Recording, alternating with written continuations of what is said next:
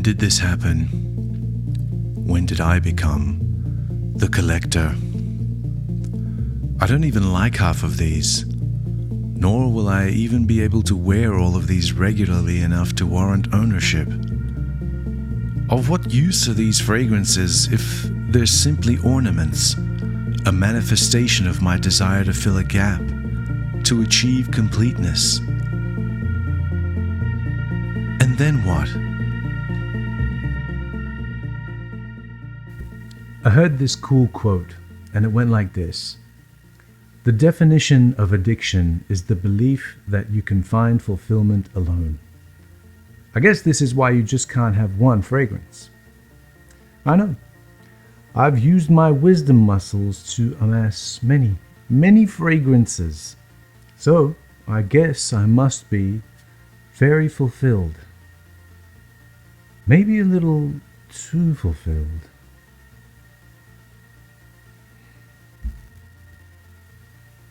Hey, are you okay? I've been thinking about fragrance addiction. I thought it was something serious. Fragrance addiction is a growing problem. Fragrance addiction is not a growing problem. Addiction is a growing problem. Well, it's a widespread issue in the fragrance community. There's no such thing as a fragrance community. Yeah, but it often starts off as a hobby and then it turns into an addiction. And then pretty much it leads to excessive spending and compulsive buying.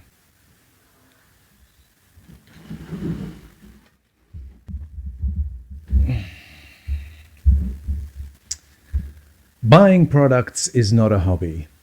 The compulsive and uncontrollable buying of products may be an addiction in general. Fragrances can be swapped out for something else, as in if you weren't addicted to fragrances, you'd be addicted to something else. The real issue is the gap you're trying to fill with buying fragrances. It's no different to the person who's trying to fill a gap by buying, designer handbags, watches, vintage sports cars, stamps, dolls, Murano glassware, Fabergé eggs, dildos, sneakers. You made your point.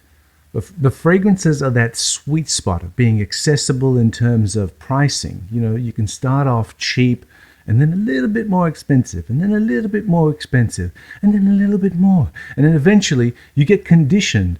And after a while, you're spending $500-600 a bottle. And it seems like it's not even a big deal, right? It can and it does get expensive in a relatively short amount of time.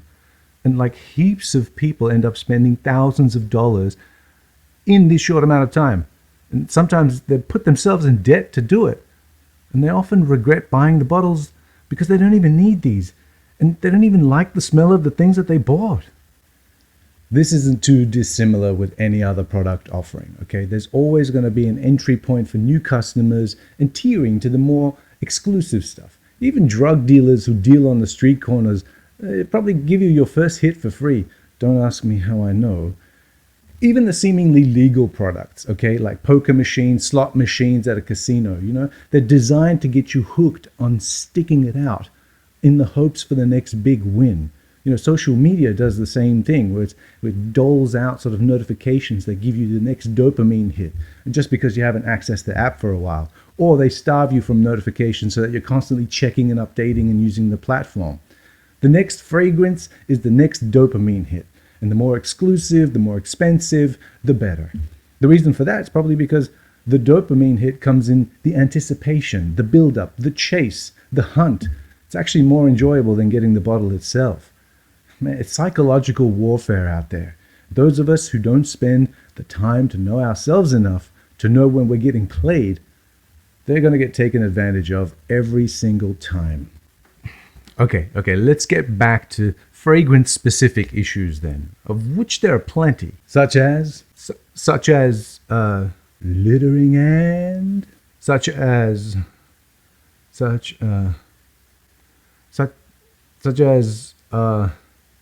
buying without proper testing.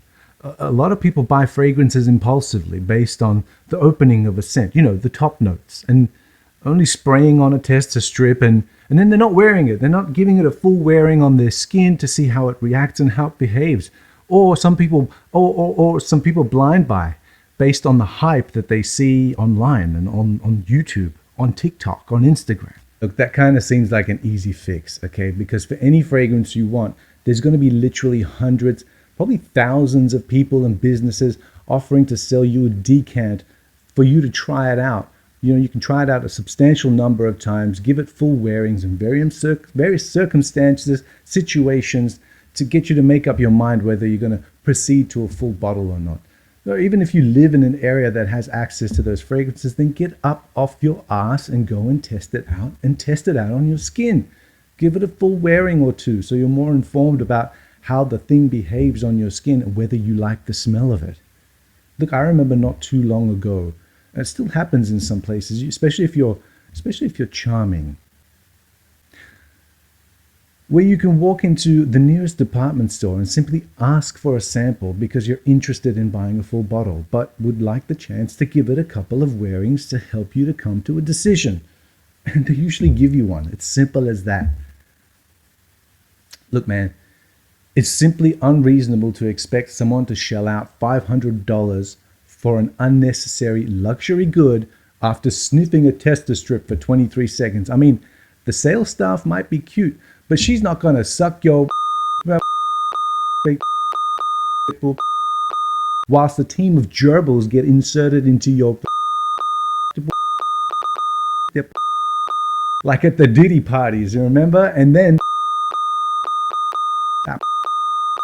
into a Dixie cup whilst singing, "Oh, what a lovely tea party," just because you bought a bottle of fragrance, mate. I mean, that's not ever going to happen no matter what position you put your handsome and sexy dirty bastard balls in.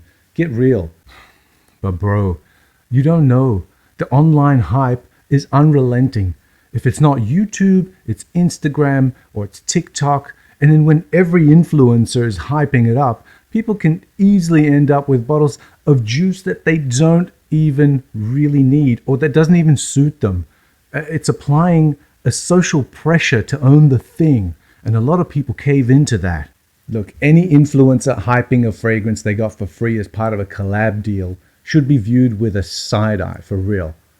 Anyone who is being socially pressured to own the new thing means that we're talking about like young impressionable teenagers who want nothing more than to fit in with their friend groups. And if you're still being socially pressured and you're not a young teen, it just goes to show that whilst you may present physically as a fully matured adult, in your head you're still a young impressionable teen. Get to know yourself a bit better, figure out who you are and what the fuck you want to do.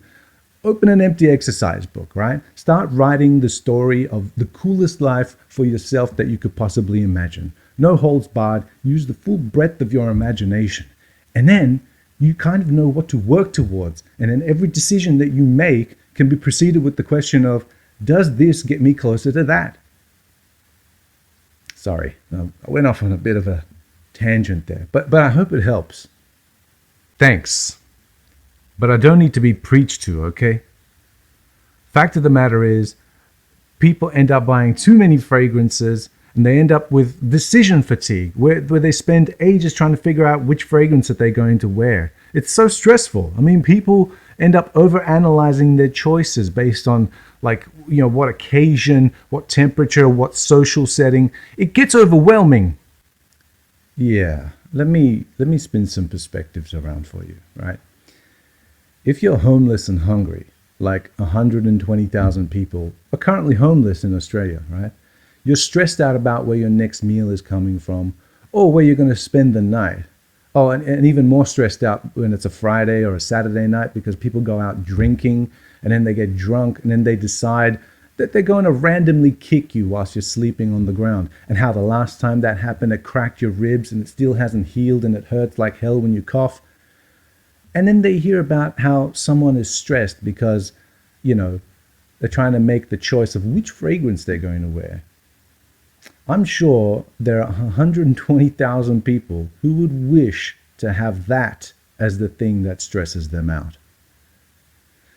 And this whole thing of this fragrance is for spring, this is for cold nights, this one's for outdoor weddings, this one is for when it's 24.31 degrees outside and the humidity is at 65%, and this one is for when you stub your toe. This one's great to wear to your annual colorectal exam. And this fragrance is when you're sipping juice in the hood. And this is the perfect fragrance for sitting on your ass and watching fragrance videos online. Truth is, you can wear whatever you want, whenever you want, as long as you like it, and it gives you some kind of good feeling. I understand there's some kind of analysis paralysis that happens if you have too much choice. And if that happens to you, then maybe you should get rid of some. I suppose you have some valid points there. But I'm afraid if I get rid of some, then what? Then I'll have less stuff.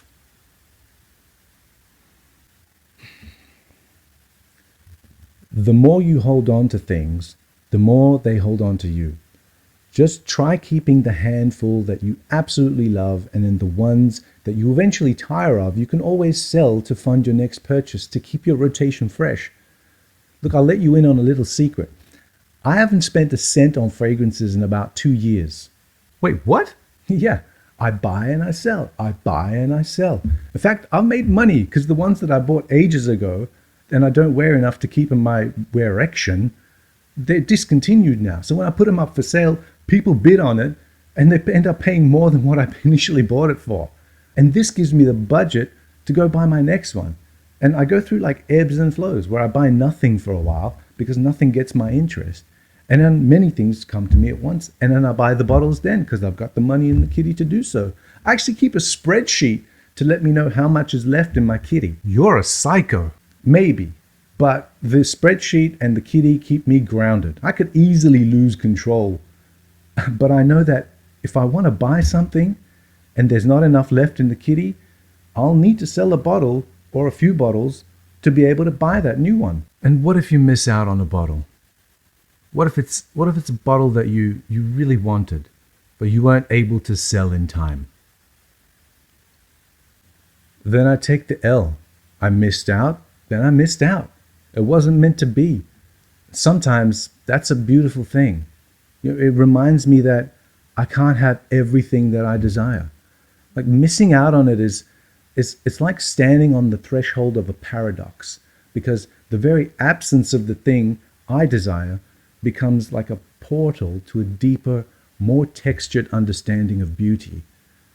Unfulfilled longing can be seen as a void, but it can also be seen as a fertile space where meaning and growth and even transcendence take root. Listen, when I desire something and it eludes me, I'm forced to confront the raw material of my being. Missing out strips away my illusions of control, and it reveals my vulnerability and my limits. In this state of lack, I encounter authenticity, my unvarnished self. I'm unmasked by the absence of what I thought I needed. And the beauty here lies in the revelation that desire is not about possession, but about becoming. What we miss shapes us more profoundly than what we attain. You know, there's this Japanese aesthetic called ma, which refers to the art of the negative space, like the pause between musical notes, the silence in a poem, the emptiness in a painting. Missing out creates a space like this. Just as a vase's beauty is defined by its hollow center, our unfulfilled desires frame the contours of our lives. Absence becomes a canvas for imagination, reflection, and possibility. It's like a sublime force that connects us to the infinite. It's like a liberation from the tyranny of want. You know, there's this Buddhist philosophy as well that has this thing called tanha, which teaches us that attachment to desire is the root of suffering. So when I miss out on something, it's like a glimpse into the freedom I can get from non-attachment.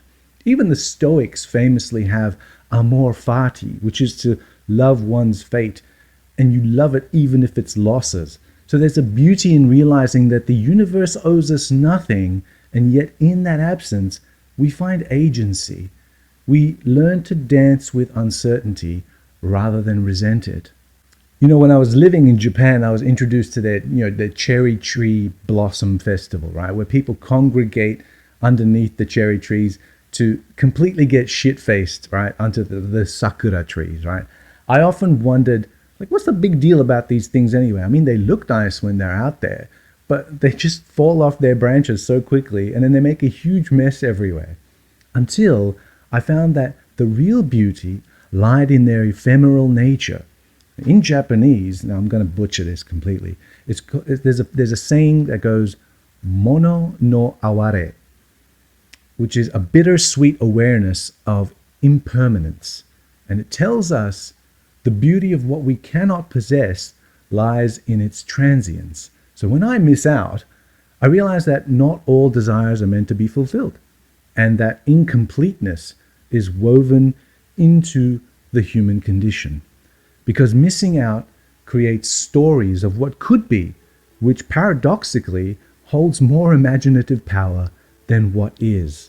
To miss out is not to fail, but to participate in this ancient alchemy, the transforming of the lack of something into wisdom, the longing for something into art, and the absence of something into presence. So the beauty lies not in the loss itself, but the way it compels us to find magic in the world, to find meaning in the gaps, and to discover that sometimes the most profound truths are written in the margins of what we cannot have.